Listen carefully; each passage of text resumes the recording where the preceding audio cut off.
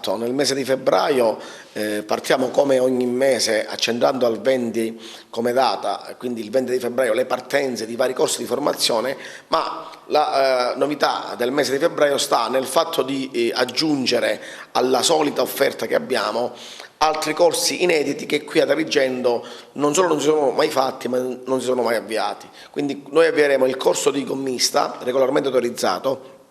il corso di carrozziere, il corso di meccatronica, il corso di saldatore elettrico, il corso di make-up artist, giocatore artistico ed altri corsi inediti che si vanno ad aggiungere alla già vastissima offerta che abbiamo qua a Villaggio Mosè nell'Ende ad Agrigento, l'Ende ERAP. Cosa voglio dire? Che tutte queste inedite, tutti questi corsi nuovi sono corsi che ci provengono dalle richieste di mercato, cioè le richieste che ci vengono dalle associazioni datoriali, dalle associazioni di lavoro, dai patronati, dai sindacati, perché noi lavoriamo ad ampio raggio con tutte quelle che sono le categorie sociali, quindi una formazione veramente legata al mondo del lavoro e che risponde alle esigenze lavorative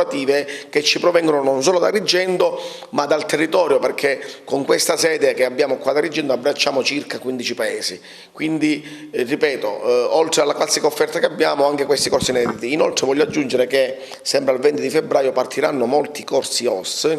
molti corsi nel settore sanitario, per esempio avremo anche molti corsi di assistente allo studio odontoiatrico,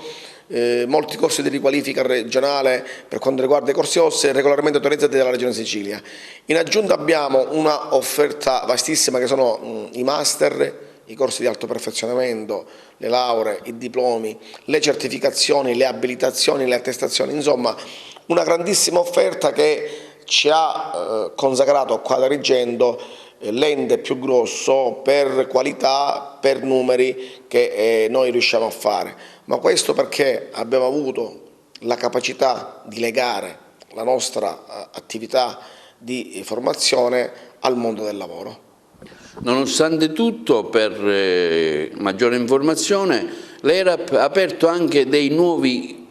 centri di formazione, non solo ad Agrigento ma anche in paesi vicini, uno per tutti vorrei ricordare Ribera. Sì, noi, questo già comunque l'utenza lo sa, noi nella provincia, ora parliamo di provincia, di Agrigento abbiamo le sedi, oltre a quella storica che è il quartiere generale, cioè Canicattì o questa di Agrigento, noi abbiamo altre sedi che sono la sede di Ribera, la sede di Sciacca, la sede di Licata e altre sedi. In totale noi abbiamo nella provincia di Agrigento 8 sedi regolarmente accreditate per poter erogare servizi di formazione e di istruzione.